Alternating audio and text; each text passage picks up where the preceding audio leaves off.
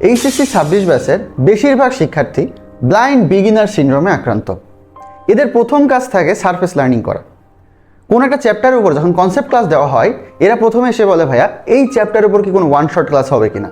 আচ্ছা, 26 ব্যাচের এখন ওয়ান শট ক্লাস কেন দরকার? ওয়ান শট ক্লাসটা তুমি কখন করবা? ওয়ান শট ক্লাসটা তুমি তখন করবা যখন ওই চ্যাপ্টারের উপরে তুমি অলরেডি কয়েকবার ক্লাস করে আসছো, ওই চ্যাপ্টারে অনেক কিছু তুমি জানো, হয়তো বা এখন তোমার মনে নাই, বাট তুমি ওই চ্যাপ্টারের ইন ডিটেলস পড়াশোনা করে আসছো। তখন যদি তোমাকে একটা ওয়ান শট ক্লাস দিয়ে দেওয়া হয়, তখন তোমাকে তুমি টোটালটা রিভাইজ দিয়ে ফেলতে পারবা। এখন তুমি যদি শুরু করো ওয়ান শট ক্লাস দিয়ে, ওই ক্লাসটার উপরে ওই কনসেপ্টটার উপরে অনেক ইন ডিটেলস আলোচনা থাকে, যেটা ওয়ান শট ক্লাসে কিন্তু ডিটেলস দেখানো হয় না। সো তুমি যখন ওয়ান শট ক্লাস করতেছো, সো অনেক কিছু কিন্তু মিস করতেছো। তাহলে কি হবে, তুমি যখন এইচএসসি পরীক্ষা দিবা কিংবা প্রতিযোগিতামূলক পরীক্ষায় অ্যাডমিশনে যাবা, তখন দেখবা তুমি বড় রকমের একটা ধাক্কা খাবা।